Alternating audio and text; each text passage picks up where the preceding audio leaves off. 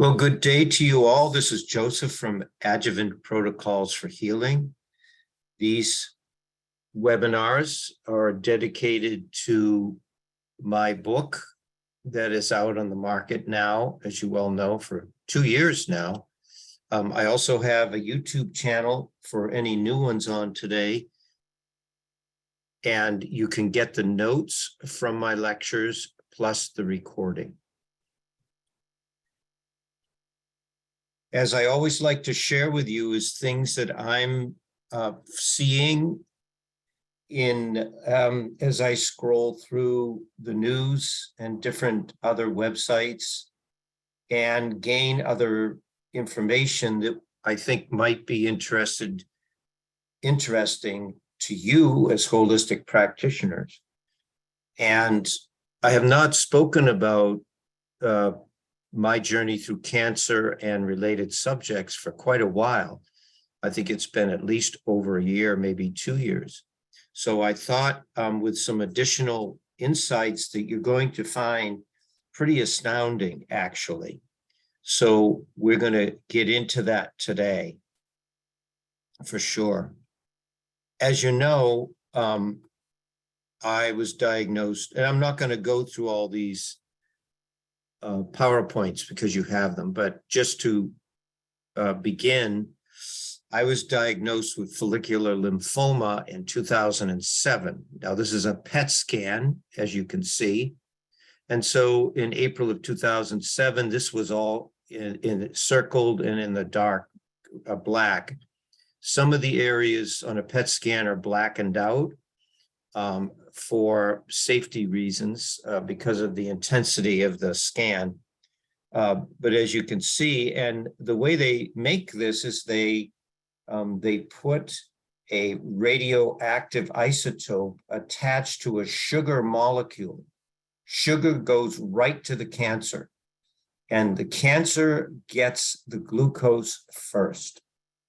And that's why most individuals with cancer are starving to death. They lose a lot of weight, as you know, because the body is taking all that carbohydrate and to feed these aberrant cells.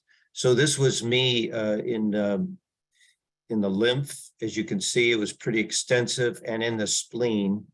Now you can see my kidneys, because the mercy of the body and the mercy of life, it tries to get this out as soon as it can. So cancer wasn't in the kidneys, but it certainly was clearing out as fast as it was going in. That's the power of the kidneys and that organ of elimination. And then, of course, 2 years later, as you can see, it was gone. And then again, my last PET scan was in 2011, and I stopped having them when we knew it was not just in remission, but it was cleared. So I wanted to show you, this was another that Mark Anderson used in one of his lectures.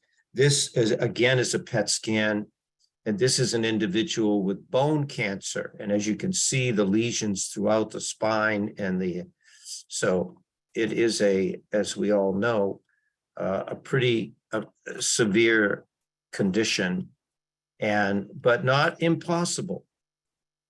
I'm going to be flicking back and forth, so you're going to have to forgive me for that. And I have used, over the years, the perspective of Wayne Dyer, who has passed away, but a great spiritual teacher, in the sense of any condition working with anyone. And his quote was, if we knew who was standing next to us, we would never fear.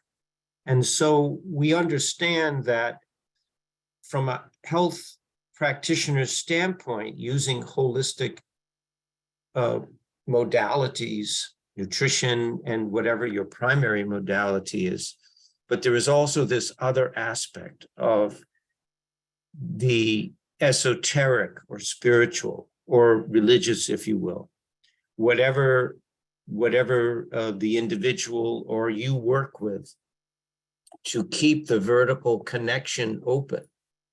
in relationship to your mind, your heart, and especially your body. So, and then this is my quote, and this has been my approach with all of you in these lectures, and my approach with anyone that comes to me to speak with me. There is always a way to understand and improve health challenges, whether simple or complex. There are no impossible obstacles in the healing process. I want to say that again. There are no impossible obstacles in the healing process. Only more clarified approaches in the course of loving care. So that's the area that we work in. As invisible as it may be, as esoteric as it may be, we are in the business of providing healing as best we can. So if you go to my protocol now, and you can review all of these slides. And by the way, this lecture is on my YouTube channel, so you can hear my going through all of this. But I wanted to go to my protocol that I use, that I did use, and I use to this day. So you could say, well, what are you still taking today, Joe? Well, I take calcium lactate, I take Immuplex, I take 2 forms of C, the Cataplex C, the Cyruta Plus, Arginex. Now, I use a combination with Arginex and Renatrophin, which is called Renafood. It's a little milder. You have to take more of it. But when you have active cancer, you definitely want to take Arginex full strength. Or if you want to prevent cancer from coming back, full strength. And I'll get into this. There's some recent findings that no one has seen. Lynn saw it before. And thank you, Lynn, for putting all this together for me, of course. Can't do these without Lynn. And Ellen didn't help me with this one, but with all the other ones. The burdock I take in the form of my winter blend. And of course, I take, of course, Zypan, the Panimmune, the Thymex when I feel my immune system. Right now, I'm doing Thymus PMG with 1 iodine a day. The Vitanox I don't take as much now. But what I wanted to talk to you about today relates to here, the tissue-specific PMG. So I had a B cell, a large B cell, or if it was a small B cell cancer, B cells primarily focus in the spleen. So if you were to look at my table right here, where I've been working on this and working on other things over the last day, I have a bottle of spleen PMG, a bottle of thymus PMG, and the Panimmune enzymes, and a bottle of Cardiotrophin. So these are ones that I'm devoted to all the time. Now, why? Why have I used this principle? Why have I stayed clear? And other people too that have incorporated this. And here is why. These are new findings. The new findings are, and we know the principle of protomorphology. I'm not going to go into that because I explain it in other lectures. But when an organ, gland, or tissue is breaking down, those nuclear proteins, those are necrotic cells or nuclear proteins, leak into the blood. The body's immune system creates an assault to those dead proteins in the blood because they don't belong there. The blood must stay pure. The blood must stay sacred, as I say it. It cannot be altered or influenced by any substance that makes it impure.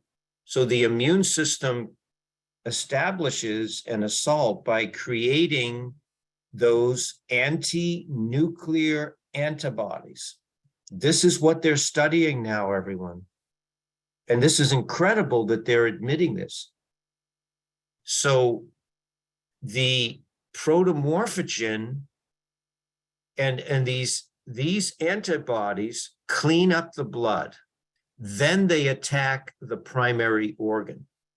When you take a protomorphogen, these antibodies now that are established and stay in your body system for the rest of your life, they're always on guard. And I gave you a lecture a while back on the thymus, just to interject here. The thymus, those T cells, those parts of those antibodies, those white blood cells, are programmed to only attack and keep out of the body one thing. One thing. Now, in the case of lung cancer, these antibodies are only going to attack the necrotic cells leaking into the blood, and then the lungs themselves. So if you take a protomorphogen, instead of the antibodies attacking the primary organ, which you don't want it to attack, it attacks in the gut, in the lymphatic, where the blood meets the digestive system, in that in the lymph nodes around the digestive system, which there is a lot of. The antibodies then attack only that lung. They're programmed for that particular tissue. So it is very interesting what is going on and what they're finding. And there are multiple case reports of anti-nuclear antibodies in patients with malignancies. So now they are realizing that if you have these lung antibodies, they're keeping away tissue breakdown in the lungs themselves. Yet to date, there is not a systemic survey for anti-nuclear antibodies in lung cancer. Now, see, they understand this, but they don't use it. Don't you think that people that have been chronic smokers or have lived in households with secondary smoke should have this test? They're doing it for science and research, but they don't do it on people. And wouldn't it be wonderful if they got going with this, that they would test for all tissues, breast antibodies, prostate antibodies, colon or dermal antibodies? Wouldn't it be wonderful? Well, let's keep the prayer lines open, the requests, right? The intent. Some of these antibodies, so you can download, by the way, this article. Some of these antibodies were associated with a prolonged survival without disease progression. So there had to have been some kind of balance in the body that they didn't aggressively take out the lung. Our data suggests that autoimmunity is often a prominent feature of lung cancer. Everyone, it is always a prominent. All of any autoimmune effect is a downstream effect, ending usually in cancer. The cancer, and it's indicated by these autoantibodies, is often a prominent feature of lung cancer.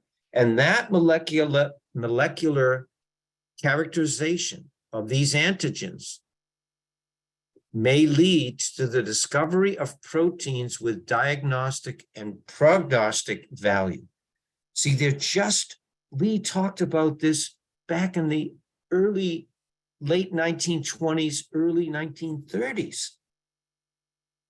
They're just figuring this out now that, oh, we can test these antibodies, and that means that the antigen is there.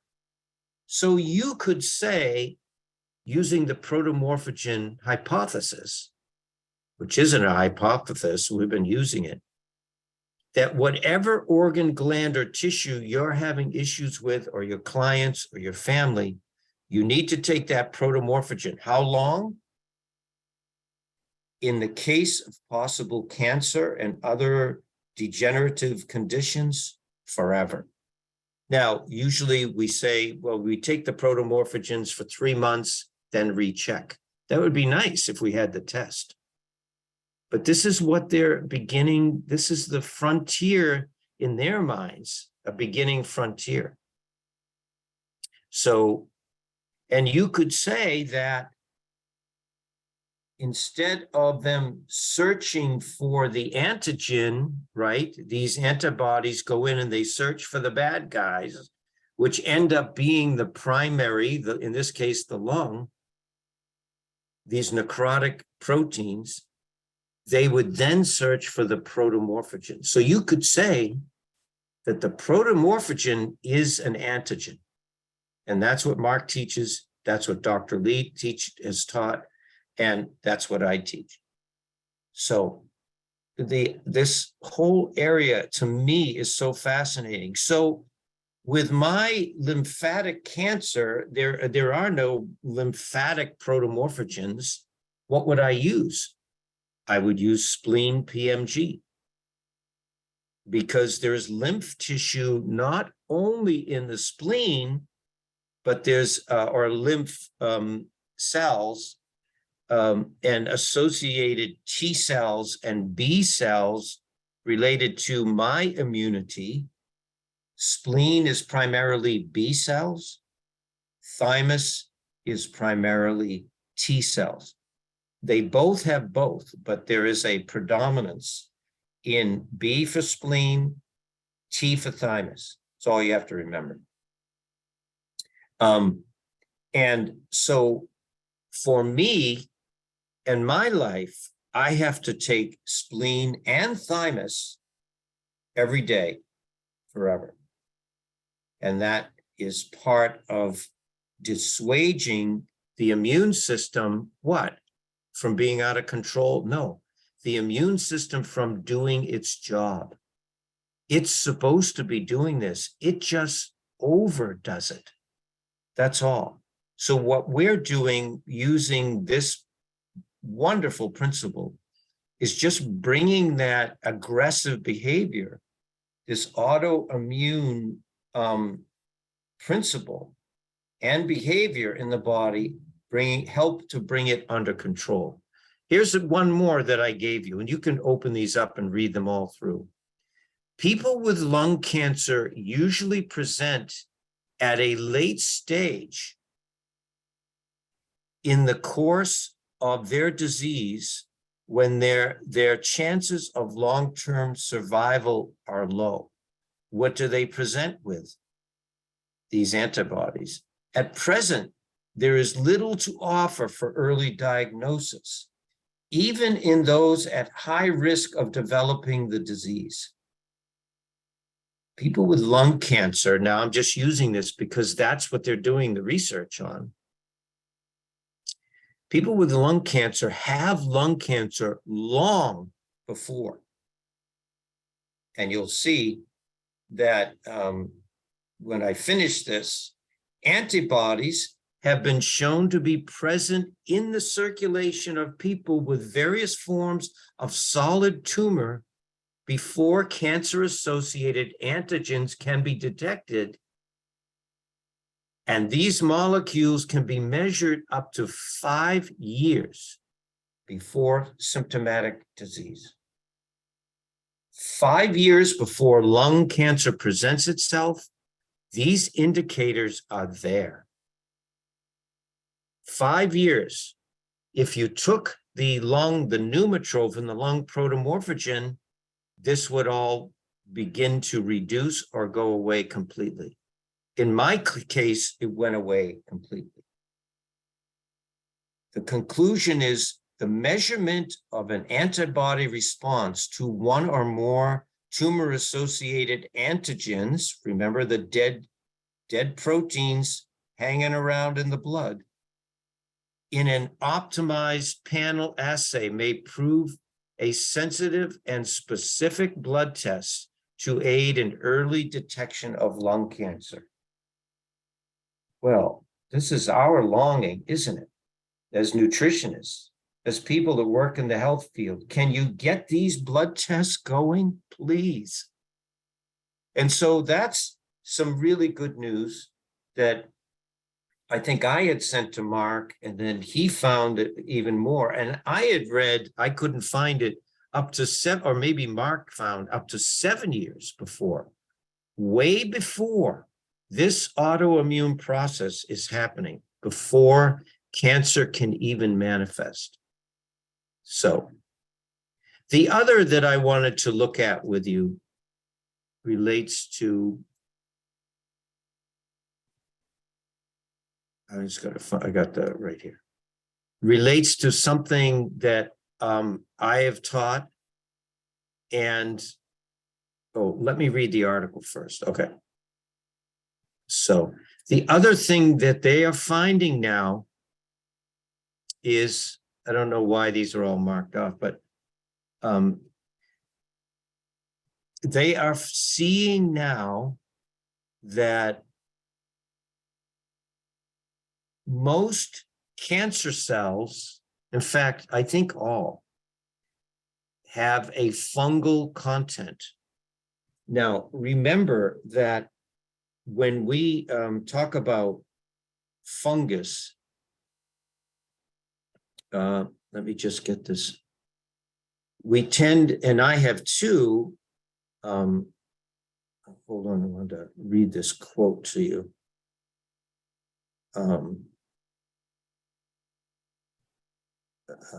Here it is.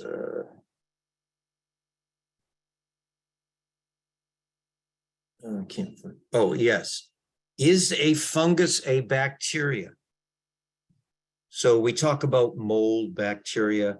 A fungus is even more than a bacteria. And here it is. Fungi are more complicated organisms than viruses and bacteria. They are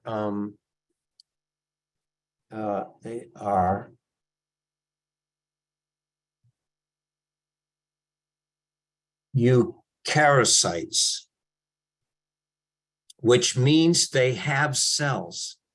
They actually have a cell content to them. Of the 3 pathogens, fungi are the most similar to animals in their structure. So what does that mean? Well, what it meant to me is if you have a fungus in your body, if you have cancer, you have fungus in those cells. You have basically, and you know, over the years, I've read so many different hypotheses on cancer, of course, having it and working with it ever since and having the victory with it.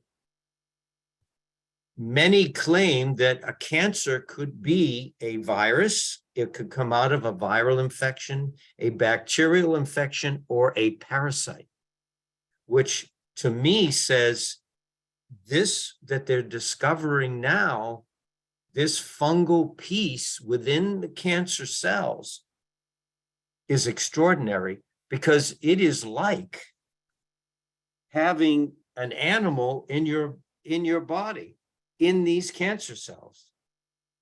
Of the 3 pathogens, fungi are most similar to animals in their structure. Now, what does that say? Well, they really don't know. But that's how powerful these fungi are, which do come out of bacterial infections, which do come out of mold infections, yes. But it's more than that, everyone. People's cancers are apparently playing host to their own fungi. Now I'm going to stop here for a minute. If you observe people, because I looked this up in the last couple hours, because my mind gets going when I'm going to teach. So, where did I go with this in my mind? I went to this. Do people that have fungus on their toenails, do they have it inside their body? It's on the outside. So I looked up for all of you today. Does external, what did I ask it? Hold on one second here. I didn't put these in because does external fungus on toenails mean fungus inside? Here it is, everyone. And I'm sorry to tell you that if you have it outside, then you have it inside. Now, they will say, if you read it through, they will say that it's in the more extreme cases. So now I'm not saying that if you have fungus on your toenails and you have it inside, it doesn't mean you have cancer. It means that as cells break down and become more infectious, more contagious, as in the sense of a cancer cell, that they all do, this fungus that's in the blood gets into these cells. A pair of studies this week have documented the unique neighborhoods of fungal species that can live inside our tumors. It's possible that these microbes may even influence how cancers grow or manage to fend off certain treatments. In other words, medical treatments, if there's enough fungus in these cancer tumors, they don't work. The existence of fungi in most human cancers is both a surprise and to be expected. Oh, good. They were surprised, but, oh, well, we were expecting it. Yeah. We haven't told you anything about this since cancer really got going in the world, and then in this country in the 1940s after World War II. But we expected it. Said study author Rob Knight. Well, good for him that he's even doing this. I appreciate that. A researcher and professor at UC San Diego from the university. It is surprising because we don't know how fungi could get into tumors throughout the body, but it is also expected because it fits the pattern of healthy microbiomes, and they should have put unhealthy microbiomes throughout the body, including, which we have, fungus in the gut, fungus in the mouth, fungus on the skin, the nails, where bacteria and fungi interact as part of a complex community. Here it is. So what I learned early on with our beloved John Courtney, and I have used and taught this, was this principle that Arginex, the product Arginex, yes, we know that it provides kidney detoxifying factors, primary, a backup for the liver. It's a source of arginase for metabolizing urea, other proteins, and other chemicals, which usually are proteins, and urea, other poisons are unwanted. Nothing wrong with urea, but too much of it. It's a source. This is what John taught me. It's a source of pangamic acid, vitamin B15. If you go to a cancer clinic in Mexico or Europe, they give you B17 and B15. The primary sources are apricot kernels, which is B17 and B15. Beef blood. Now, you could say, oh my God, Joe, that's gross. All cultures drink the blood of, you can go to New York City. I was just in the Long Island, very close to Chinese restaurants in New York City, and they have duck's blood there. Cultures drank the blood. Pumpkin seeds, sunflower seeds may help with muscle fatigue, excessive lactic acid, athletic endurance, also alcohol hangovers, drug addiction, brain damage, as well as stimulation of speaking ability in stroke victims and undeveloped children, autism and schizophrenia. You didn't know, did you, till today, unless you heard my other lecture and me reading this, that Arginex is a much broader range product than you thought. So what about this fungus? So the elements in Arginex, especially this arginase, has, which is really what anybody that is going to teach you about Arginex is going to tell you, oh, it's a great source of the enzyme arginase, but it's other things too. Because what it does is it breaks down fungal protein tubules. Now, you have had these images of a virus with these tubules sticking out of it. They look like little hats at the top of this tubule. That's how they corrupt and colonize normal cells. They go around and they stick to it. Those little tubules reach out and they can turn a normal cell, these fungal cells can reach out and corrupt normal cells. So, so the corruption and colonization of normal cells is created by fungal protein tubules that grow out of the rogue cells and infiltrate normal cells. So how does the Arginex play a part?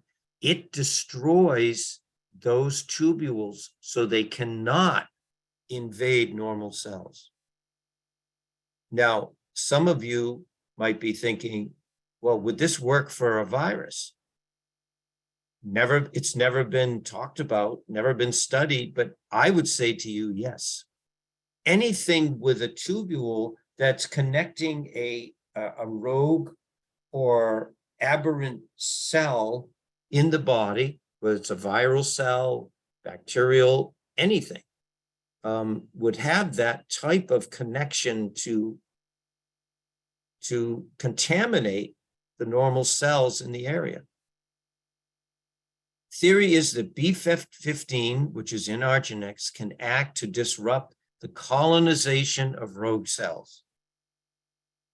So if you look at my my protocol, as I say, you can see that Arginex is the fourth most important product for someone that has had cancer, that someone that may have cancer, or someone that they just have an area of their body, lung issues, chronic lung issues, that are cascading into getting worse and worse and worse. Whether it's coming out of the recent pandemic, or it's because of something they took for it, whatever it is, as those tissues anywhere break down, that Arginex has to be included. So you can see that I am in my protocol, and I'll refer to this in a little bit, that these top even if you do nothing else, you've got to use these top 5 products. 1, 2, 3, 4, 5. Now, if someone has cancer, then they have to get into the protomorphogen for the tissue. Say it's lung cancer, breast cancer, prostate. You have to use that as well, because that is going to stop that immune assault. Then you have to prevent the body from colonizing, and that's your Arginex is key. So we could go through all of these products, and I could teach you them, but you can read them through, and I have talked about these before. So those are my 2 big areas that I wanted to look at with you today. And specific. So what tests do I use to, if a person comes in and has a severe condition, or they just want to have an overview of their health? Well, I have always used, since the beginning, the symptom survey form, because that gives you an idea of not only what area of the body, but which part of the endocrine system is not functioning well and communicating.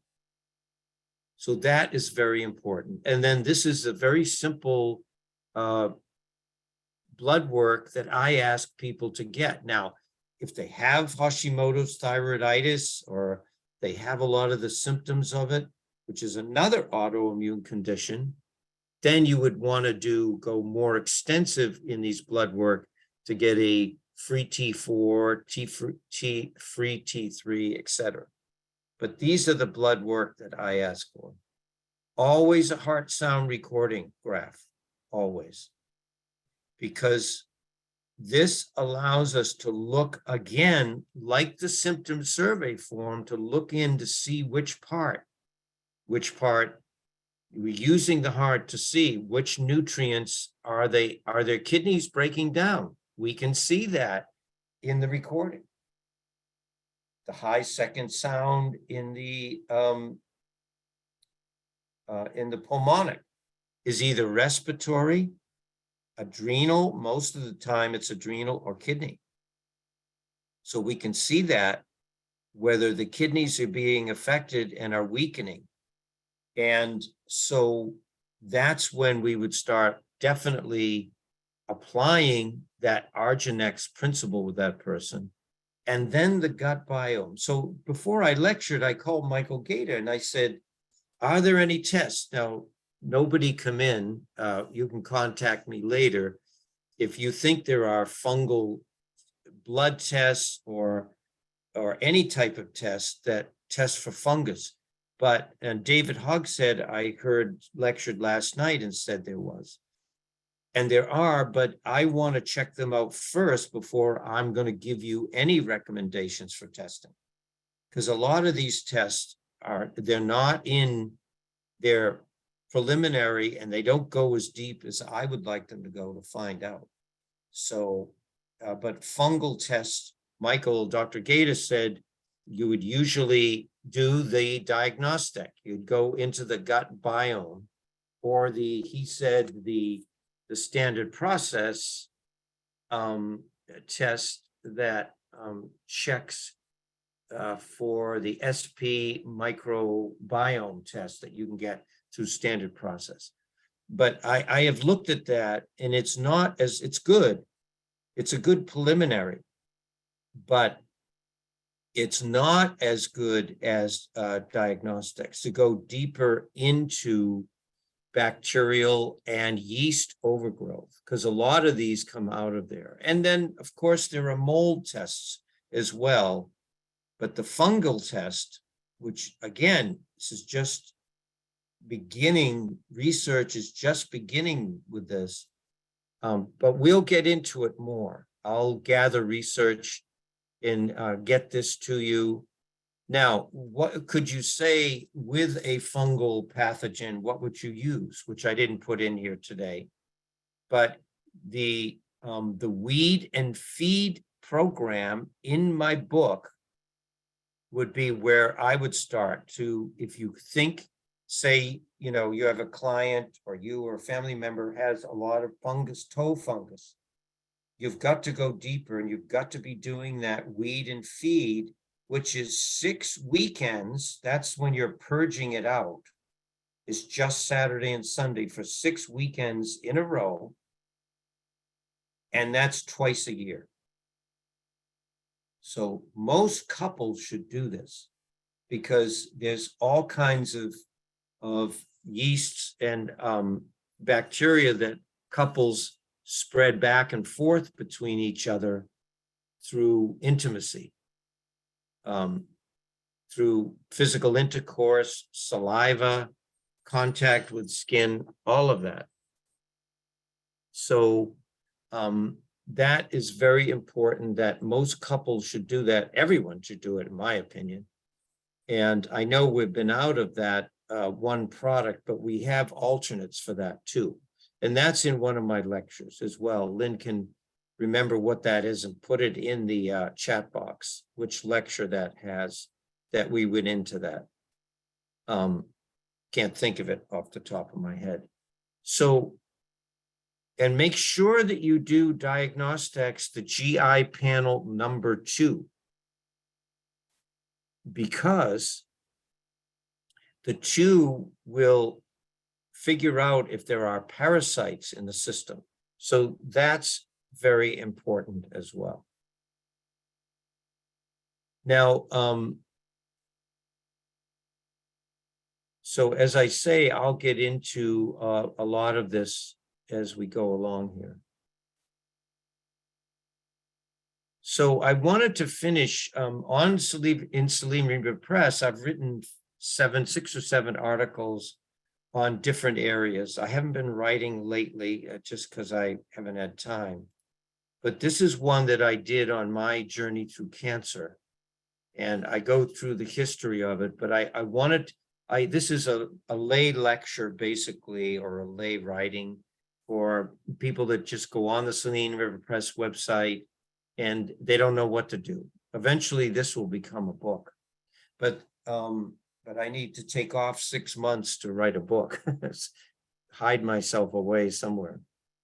And the 4 principles, which I'm not going to go into today, is the first one is you've got to stop all glucose. Remember what I showed you in the very beginning. There's only one thing cancer and most inflammatory cells live off of, from arthritis to cancer and anything in between, is glucose that feeds it. No sugar. So what does that mean? No grains. If you're going to be hardcore about this, no starches, no fruit. So that's a paleo diet. And in paleo diet, I allow eggs and fermented cheeses. Because the one thing that when Michael and I talked briefly about this, he said, Joe, which Monica teaches, is fermented foods are essential in our diet. The hunter-gatherer diet, the hunter-gatherer body used fermented foods a lot throughout over the centuries. So that's very important that we cut that out. And the one way to try it, in fact, I sang at a wedding. Some friends of mine's son got married and she sang at my daughter's wedding. So I drove there and went to her son's wedding, but which was wonderful. Well, not my singing, but me being there with these wonderful people and celebrating her son and her son's beloved at that wedding ceremony. But I was saying at the reception after that, for this person that was really suffering with osteoarthritis, with their knuckles swelling, I said, just take 2 weeks and do a very strict paleo diet. And I said, you call me at the end of those 2 weeks, because you're going to see now all of that buildup in the joints is not going to go away in 2 weeks. That would be not true. But you will see the pain and inflammation. You'll be able to close your hands without pain in 2 weeks. That's how fast it happens. Now you could say, well, geez, that's a really restrictive diet. It's a balanced diet. It's only restrictive because we have been so programmed about eating all these grains, starches, and fruit. No fruit. Fruit is sugar. Now, it's a hard thing to do, but if you want to have, a life without disease and inflammation, then it should definitely be undertaken. So the second thing is and I'll just read this, these panimmune enzymes, these pancreatic enzymes, trypsin and chymotrypsin. Since the early 1900s, pancreatic enzyme deficiency has been observed in individuals who developed cancer. In such cases, they did not produce any or enough of the two specific enzymes, trypsin and chymotrypsin, that target inflammation and abnormal tissue growth. Just for a moment, just forget about cancer. You can use these enzymes for any inflammation or abnormal growth anywhere in the body before it reaches the point of being cancer cells. And you can with this article, you can go in and read the whole article, which was published in 1911. The Scottish embryologist John Beard hypothesized that these enzymes secreted by the pancreas inhibit and destroy the growth cells made up of rogue proteins. Today, we know that these abnormal cells, namely cysts, fibroid lesions, and benign and cancerous tumors, indicate inflammation throughout the body. So, number one, no sugar, no glucose, lower carbohydrate. Number two, and by the way, what I told you about the fungus, what does the fungus live off of? Sugar. Forgot to mention that. Then the enzymes. We have to incorporate things that are going to take care of these aberrant cells and kill them off, get rid of them. And not having such excessive hormones, too much testosterone, too much estrogen. So the balance there, and again, diagnostics, you can definitely, through diagnostics, do thyroid panels to see if you have excess or too low. Now you can use natural substances to bring about a balance in these hormone levels, but not use all of these chemicals and creams. Now, MediHerb just came out with a new product. I haven't looked at it yet. That's supposed to increase testosterone in men and women. Joseph? So, yes. Excuse me for interrupting. It's Mary Mediconis. Diagnostics does have testing for the male and female hormones and adrenal hormones, but we can't get thyroid hormones with diagnostics anymore. Yeah, I know that, yes. Oh, okay. Sorry. So you'll see that what the range is for that, yeah. And the best way, just to answer Mary's comment, is the fact that, thyroid hormone can be measured through blood much easier than any saliva and much more accurate, yes. But remember that any individual that is, so I was talking about this product from MediHerb, and listen, it's probably a great product. Everybody, of course, it's a new product. Everybody's loving it. It works, gives you more energy. But you have to be careful as you get older. I could never take that product. I can't take Tribulus. I can't take anything that would potentially elevate my testosterone levels. So once you've had cancer, you have a very different body. Now, it doesn't mean that the cancer can't be gone, like in my case, but you cannot act in any way that potentially could refire those cells that may be in the system somewhere.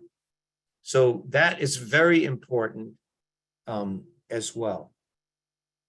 And by the way, men that take that product, their hair is going to start falling out, because if you increase testosterone in men, you also increase dihydrotestosterone, which is the cause of male pattern baldness. So that's in another one of my lectures, which you can review in detail. So very important about this, because we live in a society, in Western society, where 60-year-old people want to be 25, and that's not possible. We have to be okay with the age that we are and do the best we can in the age that we are. And then, of course, strengthen the immune alliance. And of course, I'm consistent with the products, calcium, F, Immuplex, lactic acid yeast, C, and I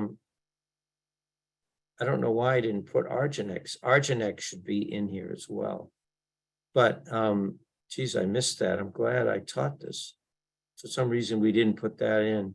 That needs to be added, so, for sure. So, let's see. Yes. So let me go back to my protocol here.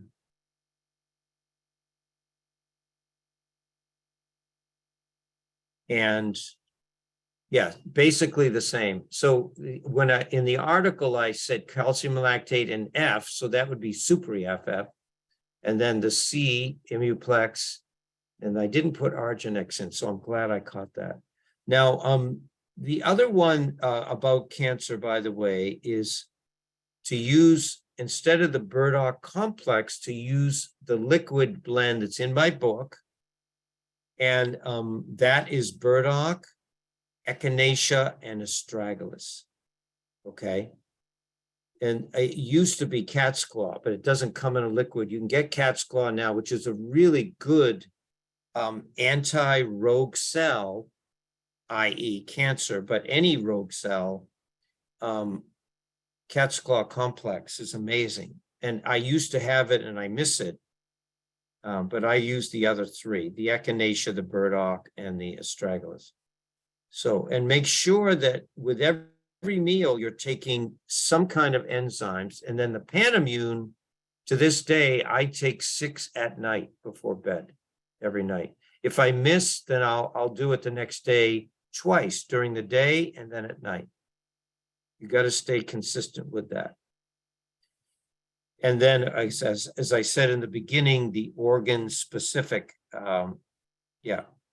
So let me just go through here and see if there's anything else that I wanted to talk about today. But I think that's enough. And I mainly wanted to, I was talking to somebody recently about not only hyperbaric chamber, but the far infrared sauna. Oh, I didn't put that in here.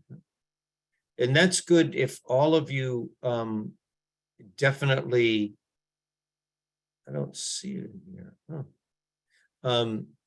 As winter comes on, if you can afford it, is to get a far infrared sauna. They can get up to be quite expensive. However, you can get less expensive ones.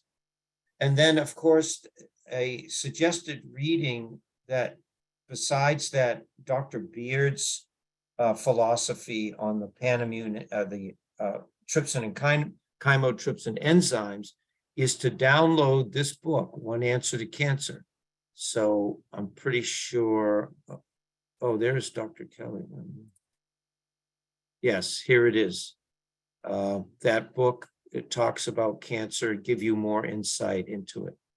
By the way, Dr. Kelly, I don't know if you knew this, he cured himself of pancreatic cancer and his wife, I believe, of breast cancer. So pretty impressive in what he did in his life. Of course, thrown out of the country, of course, but chased out of the country. So, and then there's a couple of other documentaries here, if you haven't read this through.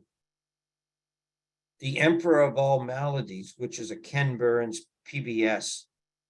There's no answers in here, but there is admission that to this day, they still have no remedies for cancer that are really other than keeping people alive in a very bad state of health for a few more months to a couple of years. The Truth About Cancer is a good one, and I think he's done a second one since I put this in here, where they use some of these remedies that I use, this Ty Bollinger natural remedies. So both of these are really good. So I think that's it. I'm right at an hour. And as I say, this wasn't as long as, because I'm on the road here on my second week on the road. And, but you have all of this now. Now, if you don't have this, I can send this over to you. And Joseph, I'm just going to say a note. For some reason, your computer censored those links, but you can open them up. Watch. Right. See them? Yeah, but I wanted people to know that they'll be able to see them in their entirety in their notes. Yes. But thank you. You were censored. And I wanted to leave you with this final thought about cancer. And technically, I don't teach cures for cancer. What I do is I share my journey through cancer, and my awareness for all of you about cancer. But there is something that they're observing now that is of great concern. And I think I read this part of this article to you on one of my Heart Sound recording webinars a few weeks ago. Cancer in adults below 50 have dramatically increased. Early onset cancers, defined as cancers discovered in adults younger than 50 years old. Can you imagine this, everyone? Have dramatically increased around the world over the last few decades. According to a new report by researchers at Boston's Brigham and Women's Hospital, researchers said breast, colon, esophagus, this is a huge one. I've had several calls on this, kidney and bladder, by the way, and they don't have prostate on here either. So the two leading cancers now are colon, breast cancer in women, and prostate cancer in men. But these others are coming up, unfortunately, especially bladder cancer. I ran some graphs in an office in New York with a gentleman that had bladder cancer. Liver and pancreas cancers, among others, have shown drastic rise beginning in the 1990s. The study found that the rising incidence is particularly attributable to early screenings for some of these cancers. However, early life exposures, such as people's diet, here we are, everyone. Here's our life's work here. Diet, weight, lifestyle, environmental exposure, and microbiome. The reason I picked this to share with the HSR group, network people, and all of you is this. This is really key. And microbiome may factor into what's contributing to early onset cancer, but more information on individual exposures is needed according to the report. So these are the ways, go back to how I look at a person and what tests that I do so that you get a picture. Do they have a high yeast? Do they have parasites? Because you know, if they have high yeast, they may have mold or fungus, which we have to get to the bottom of so we can do more extensive and deeper tests on those. But the younger generations, after the baby boomer generations, are the ones that are really going to have to face this and face how to live in a better way with their diet, their weight, their lifestyle, and their environmental exposure, and the health of their gut biome, the small and large intestinal biosis, one way or the other, or dysbiosis. And so thank you all for being on today. And I will be with you next Tuesday for the HSR webinar. And I know a doctor, a naturopathic doctor, asked me to address, which I will next Tuesday, high calcium levels in the arteries. Where is it? Yes. And I will review that coronary artery disease. I know, here it is. High coronary calcium scores. I will address that at the beginning of my lecture, my reading of the graphs next Tuesday. So, as always, I love being with you, and I look forward to our next discussion together next Tuesday, 8 a.m. Mountain Time. Blessings to you all. Thank you, Joseph. You're welcome.